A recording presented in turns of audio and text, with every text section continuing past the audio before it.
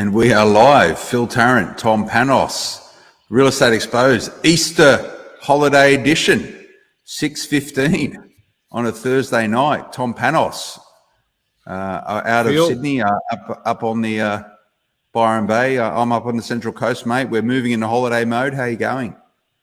I'm good, Phil. I'm good. And I think it's a great time to be doing it. I think a lot of people are moving into that holiday 3-4 days. Some people have already had a week off and having another week off and bringing Anzac Day into it and school holidays.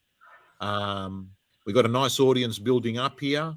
And Phil, I've just got to say that, look, it's been the first quarter of normality in over 2 years, hasn't it? If you really think about it, like there've been no lockdowns. We've been going to work. It's been business as close to as usual as it was. But Phil, this, mate, I got to hand it to you. You've come up with four great topics to talk about tonight. Well, this is my day job, Tom, is to work out what's going on and what people really are interested in and how I can help best steer our business at Momentum, our real estate assets. Look at that already, Tom. People are commenting on your tan.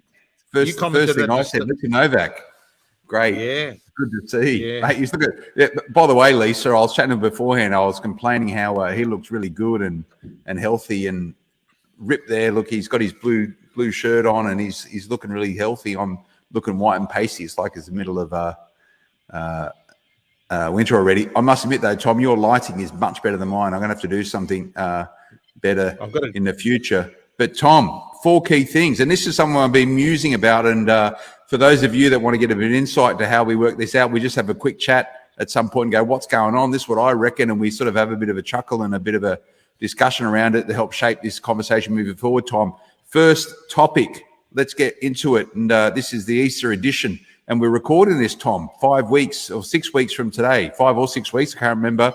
On the 21st of May, we will be going to the polls. And we've seen the opening gambit from both of the different parties coming out. They're putting their policies out there. We've seen Scott Morrison. He's a great campaigner. He's out there. We've seen Albanese, the leader of the opposition. He's got out there and he's fumbled his way through the first day, mate. He didn't do too well. He didn't know his numbers, mate. And some would say, well, it doesn't matter. It's not his job to do that. That will be Chalmers' job because he's going to be the treasurer, mate. But he dropped the ball on those numbers and it just made me thought that something small like that can really help shape opinion of you and your attention to detail and therefore your professionalism. And I know many real estate agents don't know their numbers and they lose it, particularly when it comes to trying to win a listing. Look, the guy from the Greens was asked a simple question yesterday as well. His number was different, right? The numbers that you're referring to, Albanese, was the cash rate and the unemployment rate. I mean, it's let's call it two major KPIs, right? You would think to yourself, as a prime minister, I think there are people that were thinking they were going to vote for him that I reckon have changed their mind, because I think people are turning around and thinking, man, if he doesn't know that, maybe he doesn't know that much, and we're being sold by him. But I think, Phil, it just reinforces to me, whatever job you're doing, there's a bit of information. It's called product knowledge.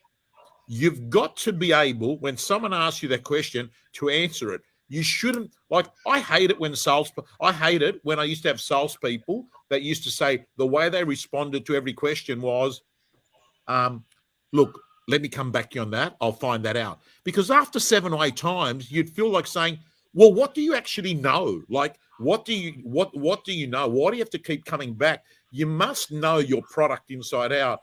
I would have thought, Phil, those 2 numbers he should have known.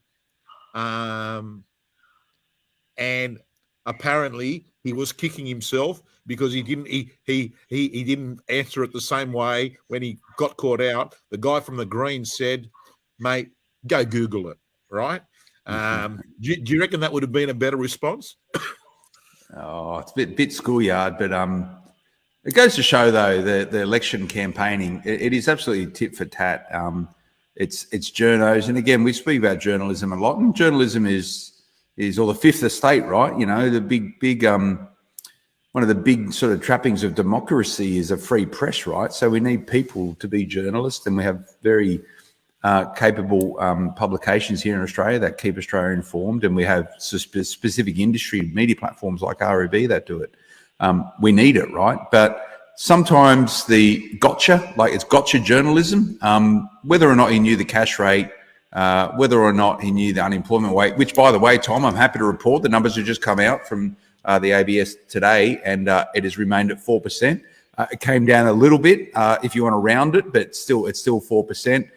More jobs come up, and actually the actual unemployment rate come down, but it's at a rounding 4%, so it's pretty consistent, lowest since 2007, I believe. So that's the actual number he should have known. And if his people briefed him correctly when he was driving to wherever he was going in the back of a com car, that he's going to know that sort of stuff. You've got to know your numbers, mate. But you know, how I responded to it was he fumbled a bit. I'm sure he could have done better. And look, what you would do in that circumstance, it's obviously a high pressure position he's in. And he's always on the back foot, getting ready to call it out all the time. He did come back out later on, and he said he made a mistake. And, you know, that was acknowledged and considered by most people. Whether or not that's enough to appease people when they just go, mate, you don't even know those key numbers. You know, are we going to hand over the economy to you? Because, mate, the economy is the thing that keeps Australia moving forward, mate. And, you know, we've been speaking a lot about it on this particular podcast. We need a strong economy here in Australia because the opportunities for this nation moving forward are considerable. And it will lead us to, I think, to our second topic today. But before we go there, Tom, what are the numbers? Give me 5. I know you love lists. What are the 5 numbers that every real estate agent needs to know every day to do their job properly in their area? Okay. So I've got my training hat on, right? And I'm going to tell you from a trainer's perspective, not for answering questions to the consumer. These are key metrics as an educator. You need to know your list to sell ratio. That is, what proportion of your listings end up selling. Last year, Phil, it was 100%. If you listed 100 properties, all sold. The market's changed. It's gone from nuts to normal. It now can be 75%, 80%. You need to know that number. You also need to know average days on market, right? The average days that it's taking to sell a property. You need to know that. You need to know the clearance rate by property type. So houses and units, that helps you understand method of sale and what you should be doing for people. And for me, the 3 undeniable numbers that every real estate agent should be really super clear on is what their annual GCI goal is, how many listings they need, and how many sales to achieve that, and then to break that up monthly.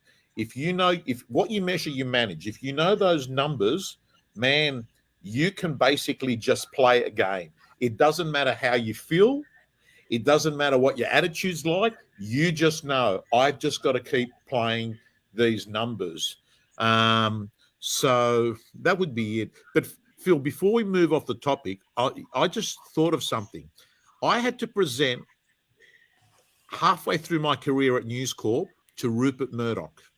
And to me, it was like they told me 6 weeks before, Rupert's coming to visit his mum in Melbourne. He'd come and visit his mum in Melbourne.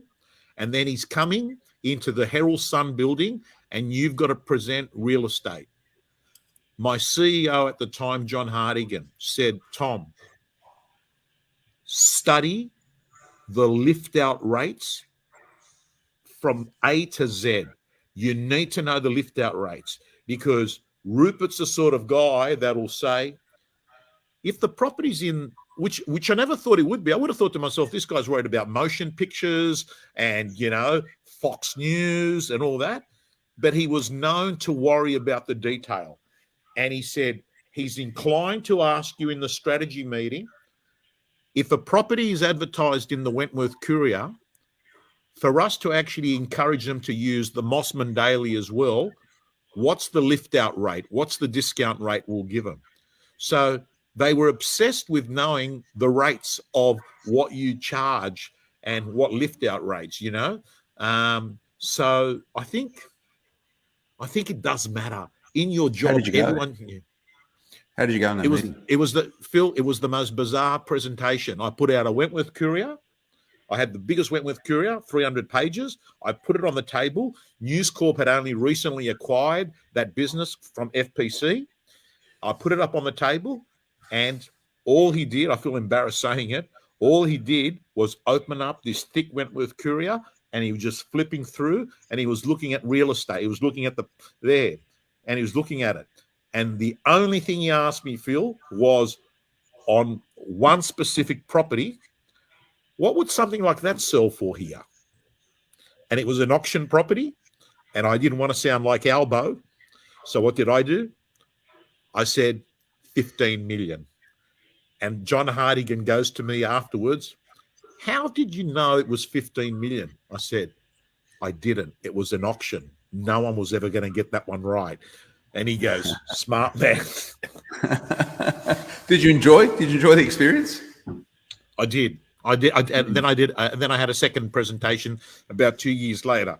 I did, because what did I get out of it?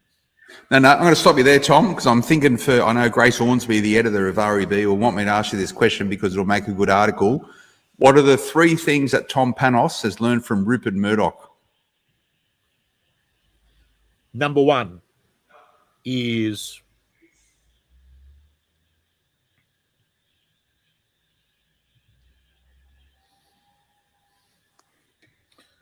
so, Phil, I reckon the first one would be I admired his combo of IQ and EQ. You know how sometimes you got a lot of people that are like either super smart or they're not that smart, but they just say the right stuff? He had this combination of being street smart, but at the same time being practically commercially right. I think that was it. The second thing is,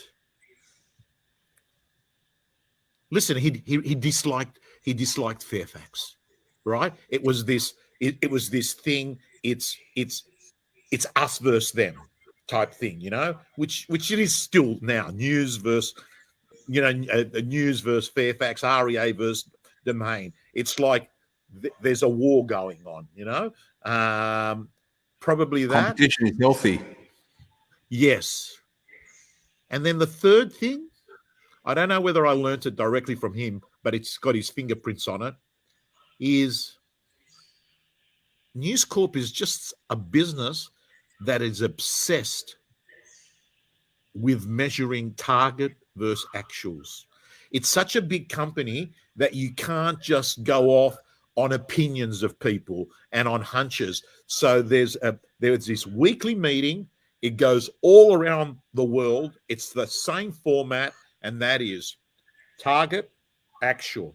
It becomes draining. And it was the meeting I hated, because if you do 11, 12 years of those every week, it's just monotonous. But he had a saying, what you measure, you manage. Is that where you got that from? 100%. They were Rupert Murdoch. What you measure, you manage. So what happens is, if you keep getting on the set of scales, you just keep reminding on where you're at. So it's actually not a bad thing to be doing it. I like it. And again, I think all real estate agents can learn from all those 3 points. You know, EQ, IQ, we've spoken about that before. You know, you need to know your competition, and you need to benchmark yourself against competition, because only when you know your competition can you actually outmaneuver them. And the third thing, if you're not measuring your performance, you're probably not performing. That's good stuff, Tom. We've just made a really nice article out of that. Maybe you can read more at realestatebusiness.com.au. So the second point today, Tom, is interconnected with this. We sort of went on a bit of a tangent there, but I do like those sort of vignettes of Tom Panos back in the glory days of he's selling advertising. Now he's one of the great auctioneers and real estate coaches of Australia. So moving on from Albo's fail and knowing your numbers, it's interconnected with this, mate. Maybe, Tom, maybe this is the election worth losing. And this is something I've been musing about in the background. Whoever is successful come 21 May when we go to the polls, and whether or not we'll get a result that night, who knows? Australian politics usually is pretty well fought, so it always comes down into the small decimal points in the middle. By the way, Tom, and for all of those tuning in for this or listening to this on all the podcast channels, we've just finished the latest Momentum Intelligence election poll. I've got some really interesting numbers coming out that I'll be able to share with everyone next week. But whoever is the custodian, whoever becomes a custodian of Australia for the next sort of 3 to 4 years, is going to be the steward of higher and spiking interest rates for all Australian. Not a good thing. Higher prices at the till, higher prices at the petrol pump. Not a good thing. Growing regulation and potentially red tape to try and police this. Not a good thing. There's all these different things that are going to be taking place, Tom. Inflation, not a good thing. Again, to the strategic environment for Australian competition we've spoken about before, it's going to be a tough thing. Maybe the strategists at the Liberal Party are going, we're going to have to lose one at some point. Maybe we give this one away, give it to the Labor government. So in 3 years' time, we can say, told you so, not great economic managers. Not my views. I'm just sort of musing with the thought. Tom, I know you'll have a bit more of a pointy perspective on that. Look, I hadn't even had my brain had not ever gone to look at that angle or that perspective that you brought up when I spoke to you this afternoon. It reminds me a bit of the overpriced listing that's not going to sell, and that you as an agent decide, let someone else take it on for 3 months, and then I'll take it on after them. That's what it reminds me of, right? And what you're saying is pretty accurate, and that is, it doesn't matter whether it's Albo or Scott Morrison, rates are going up and things are changing. So I just don't know whether political parties ever actually strategically work that way, where they sit down and say, okay, let's lose this one, because if we win this one, we'll be losing the next one, right? I don't know whether they think that way. I don't know. I mean, Phil, do you reckon they do? Someone's got to be thinking about it, right? You know, it's there's got to be a strategy. It's probably not Scott Morrison, but it's got to be someone in there that's thinking that through, right? Oh, look, I'm sure Scott Morrison's not going, oh, I'm happy to lose this, mate. He's gonna fight hard, right? Like he is a fierce campaigner, and I reckon he's going to try and do whatever he can to win this election, and rightfully, you know, that's his privilege to do so. But you know, I'm sure people are thinking about. It happens all the time, you know. They look at warfare, Tom. You know, a strategic retreat. The Germans did it in on the Western Front. They moved their lines back by 20 to 30 to 50 kilometres. They straightened up the line. They made it shorter. They were able to beef up their troops. And then the Allies thought, hang on a second, we're winning. Look how far we're advancing in one day. Then they hit the Hindenburg line, mate. Strategic retreat, and it just ended up again in stalemate. So these things happen. And no doubt there's some smart people within the Liberal Party thinking about this right now. I'm sure there's also some smart people in the Labor Party who are going, oh, maybe they're going to play that hand. Who knows? Do we actually want this? Is the government, the next government coming to Australia, is it a poison chalice because of the stresses that they're going to be facing moving forward? There is, they're inheriting, whoever it is, the debt levels at unprecedented rates, all the things we've spoken about. Not going to be easy for anyone, Tom. Not going to be easy for anyone. And I like to think that we've got the right leadership, irrespective of who's in party, and all Australians are invested in keeping the trappings of everything that makes it great here to live in Australia, mate. So I don't know, but these conversations have to be taking place, mate. I don't know. I've got no idea, but I'm just assuming that. Yeah, well, I've got to say, this is, and I'm going to bring up this headline here. Phil, I have never, in my time that I've got living memory of elections, I've never ever had so much chatter between buyers, sellers, real estate agents on this election and what it means for real estate. And the odd thing is, there's actually no real policies that have come out from Labor or Liberal, like in previous years. They said, we're going to, look at capital gains or franking credits. but Phil, like, for God's sake, at the moment, before I went on air, I had a client. The only auction I had for the 21st of May got cancelled, and they said, we want to move it to either the 14th or the 28th. And I said, why? And he goes, because of the election. I said, listen, I've been auctioning for 25 years. I auction, I then go visit a local school hall, I put my vote in, and I keep auctioning. I said, I don't see what the difference is this time. Oh, no. It's the election. Why the big focus with the election and real estate at the moment? It's interesting, right? And I've been trying to work this out. I haven't yet landed on I'm not yet clear exactly on my position on this, but where I'm at with it, Tom, and it'll probably change in time, and we'll chat about it over the period until the 21st of May, is if you look back to the last election, which was an election that was fought on policies directly connected with real estate, versus this election, there's not a lot of real estate oriented policies in there other than maybe a view towards affordability and helping Australians into property. But, the Labor government made it very clear last time around that they will be, looking to make some fundamental changes into how Australians invest in property investors, and also messing around with people's superannuation. If you think back to the week or two before the last election, you had the Labor Party were getting formal photos taken in preparation for them creating a government. Bowen was very clear that he was going to be the next treasurer, and Shorten was, heir apparent for Prime Minister of Australia, and it all come undone. A lot of it, and if you listen or read the narrative around it, was a lot of the sentiment that was assumed was powering that Labor's chance of securing that election was media driven and left-leaning media who were very supportive of the Labor agenda.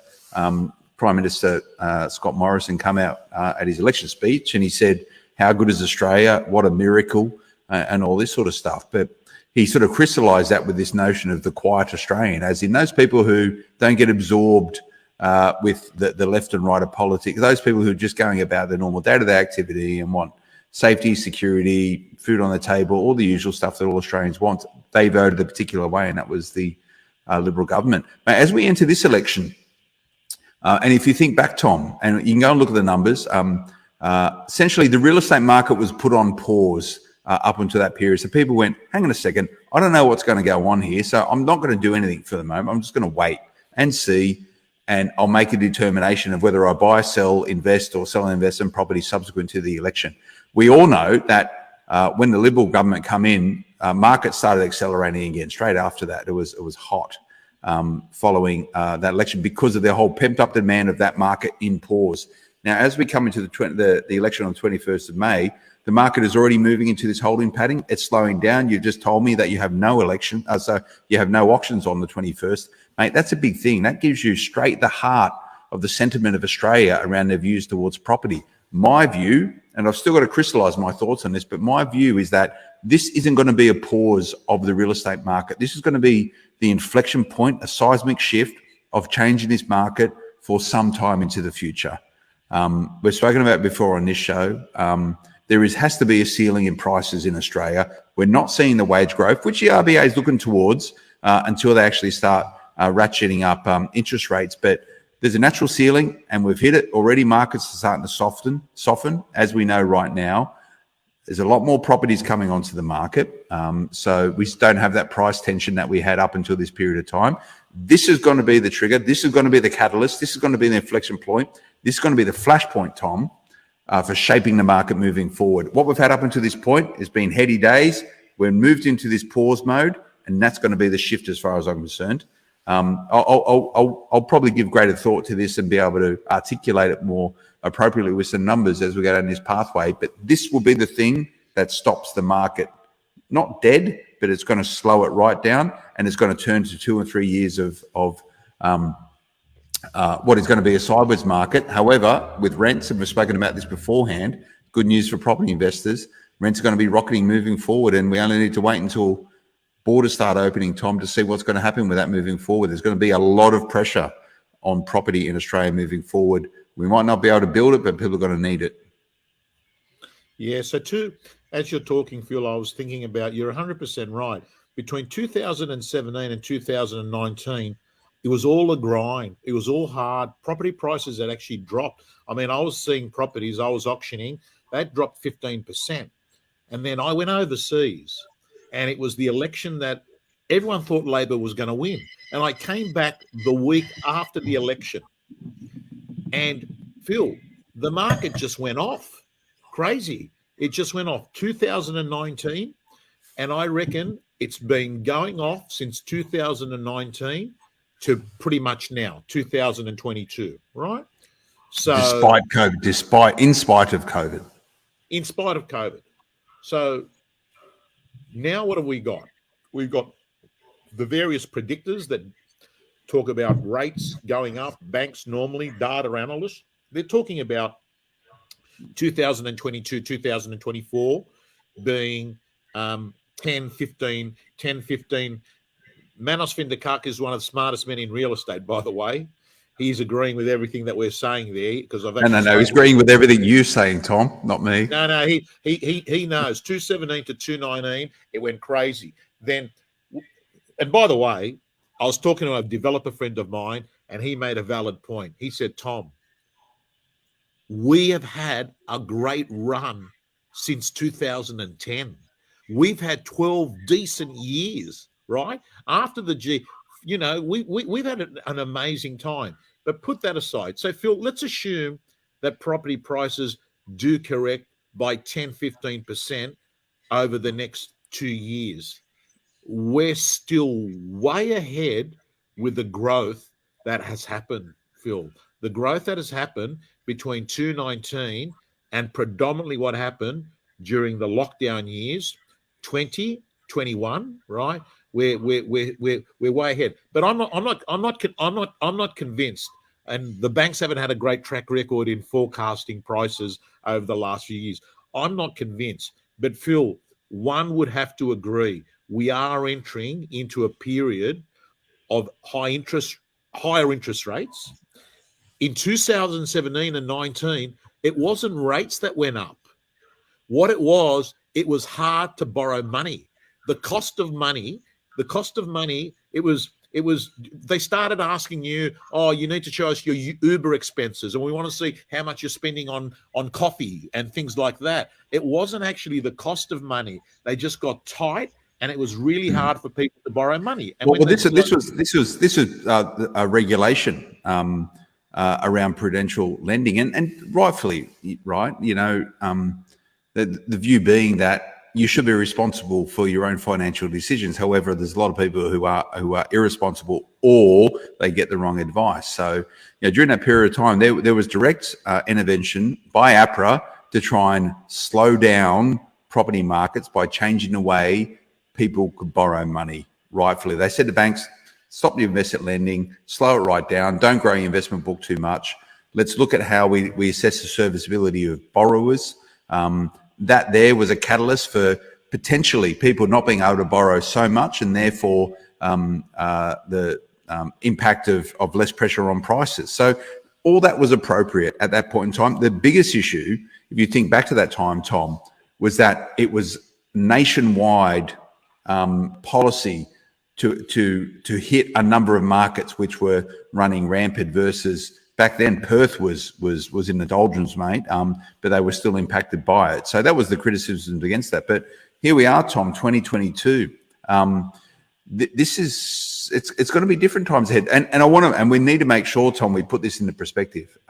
Absolutely, a sideways market or a softening market is not a bad market. This is real estate. That doesn't mean that property is a bad asset class. For many people, this market cycle is where they will make their money. You just need to know how to play that game. Look, Phil, in real estate, we know as an agent, you get paid on turnover.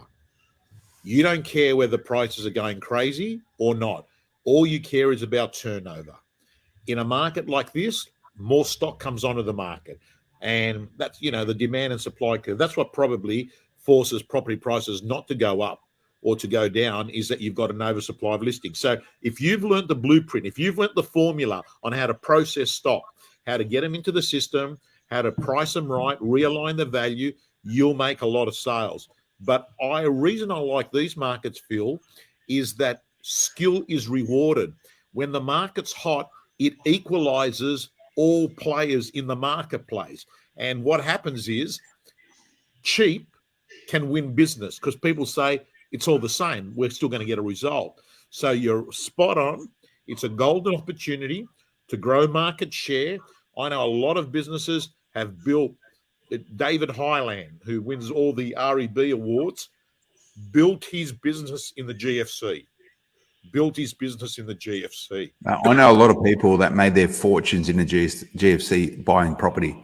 The whole notion of counter-cyclical investing, when everyone was escaping, they were buying.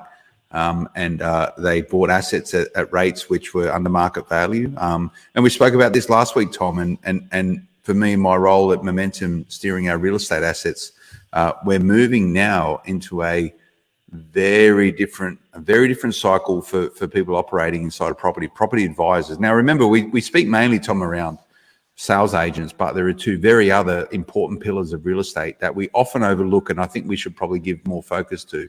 Number one are the great property managers out there who are supporting the 2 million investment properties in Australia. The other side is buyers agents, Tom. And we know in America, they normally have a representative on both the buy and the sell side. You have a buyer's advocate and you have a vendor advocate. Yes, it's structurally different because they split the comms, whereas in Australia, a good buyer's agent will charge you a fee and they'll be your trusted advisor to do that.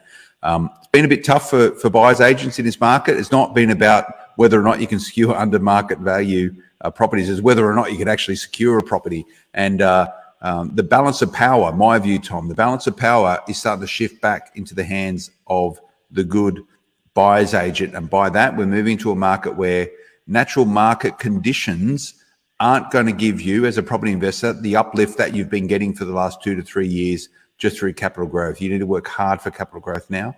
And we're moving to a market where it's all about the manufacturing of equity inside of your portfolio at each and individual property. Whether it's manufacturing equity to increase your rent, and rents are on the rise, and vacancy rates are down. So the better your property, the more attractive it's going to be, the better price you're going to be able to get to it. Therefore, you get a better yield. Therefore, you get a better cash flow.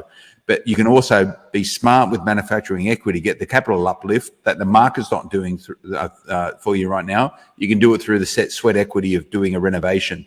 That said, caveat, hard to get tradies at the moment and prices are going up. So tread with caution. But if you're not using a buyer's agent and you're investing in property, I highly recommend you probably ask them, because moving forward, Tom, I see that as a very important pillar for real estate in Australia. And I don't know the numbers, and no one knows these numbers, and I would love to get my hands on these numbers.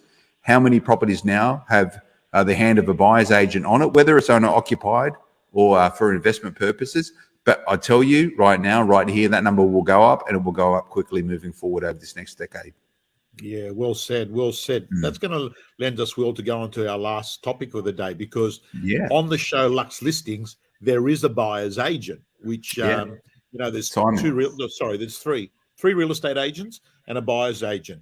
So you said to me off camera that you watched 3 episodes.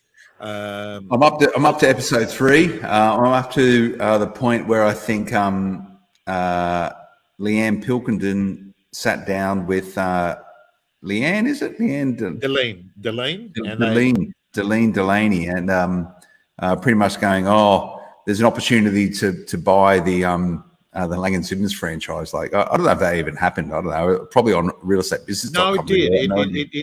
It did. They did a few offices in the Lang and Simmons network. Yeah. And all contributed towards, but I mean, TV makes it look like, it was a Wall Street deal and all that. How did you find so you've watched the first series? I think about the series. I watched the first series and I went, yeah, that's pretty watchable. I didn't mind it. So I'm into the second series and we're going to finish it this weekend. Myself and my wife, we sort of, get a cook out as consumers, right? But I sit there and, I know a lot of people in real estate, right? So it's quite nice to see them on the telly and doing what they're. I think it's good in many ways for real estate in Australia to give some sense for the significance of the Sydney real estate market in particular, but also the talent of some of the agents that we have here and buyers agents.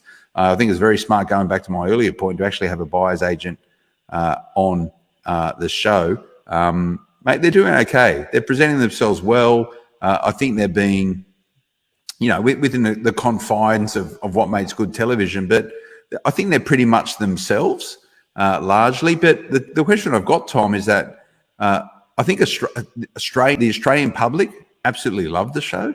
It's at a second season, so they must have got some sort of ratings. So the Australian public love it, and their obsession with property, I think, probably fuels that. There's some brilliant properties. I've seen Michael Clark was on there, sort of representing the Northern Beaches, a beautiful property up there on the Bower, which is a nice bit of real estate. But they love it. The consumers love it.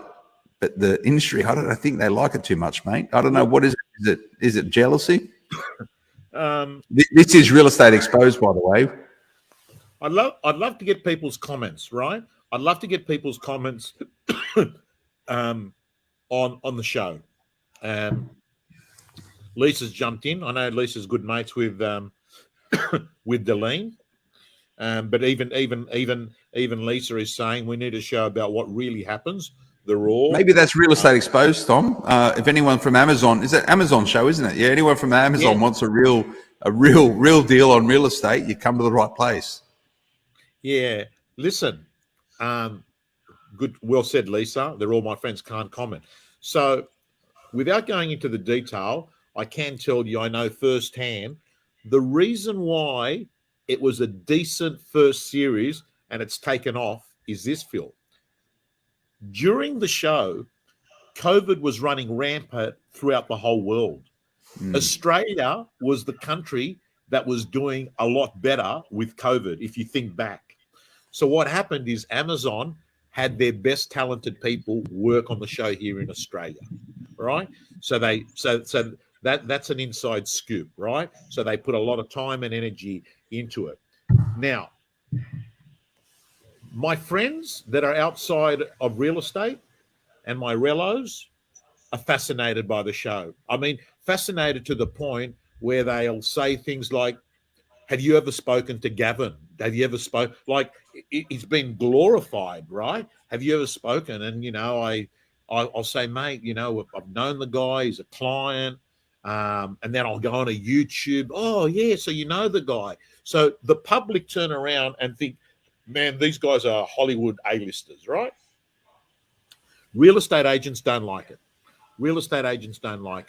95% of real estate agents, except for Lisa because she's friends with them all, don't like it. Why don't they like it? I'll throw out a few views. Number one. Are these your views or these are just views? These are just views. They're not Tom Panos's views. Well, they probably are Tom Panos's views because I'm giving them, and I haven't gone off and done a market sample size. Here's what I'm thinking are the reasons. They're not on the show themselves, right? So if they were on the show themselves, they might have a different view. Number one. Number two, they're competitors. right? They're competitors, right? Number three, it does appear to be at times a little bit like, man, that's sort of pretty out there, right? That's, call it contrived, call it full on. There are small elements of there where you turn around and TV. say, It's reality TV. Jeff's saying he's fine with it. They're good agents, right? Good point. And they are good agents. And you won't believe, apart from Simon Cohen, all three of those, they're either gym members or they're one-on-one clients. Deline, go into their office, do work. Gavin, it's been a long relationship. And Monica Chu, who apparently has been a sensation in this second series. But that's, hang on a sec, Tom. So let me read between the lines there. What you're saying then is real estate gym members and personal coaching agents of Tom Panos, therefore the best agents because they're on TV and 100%. They're the pin-up boys. Is that what you're telling me? Well, mate, what does a salesman do? Take every opportunity to take an advantage and self-promote in a way that if you've got if the data's there to support it, you actually do it. But having what's the Tom Panos soliloquy around that? There's got to be some saying for you around, from a marketing sales point of view that you've got. What is it? You just made me think about it. If you're not in the real estate gym, you're not in real estate, mate. Something like. Anyway, but let me look. Having said that, Phil, there's thousands of real estate gym members that aren't on the show. That don't write the numbers that these guys write. The truth is I've got a big sample size of clients because my model is a low cost entry model. So there's a lot of people that are actually. But it's good though. I think it's Tom. I don't want to pump your tires up too much, mate. But no doubt. And I know I've met Gavin. I've done podcasts with Gavin. He's a lovely guy. And if I look at Gavin as an exemplar for how a lot of agents want to be. He's tenacious. He's resilience. He's hungry.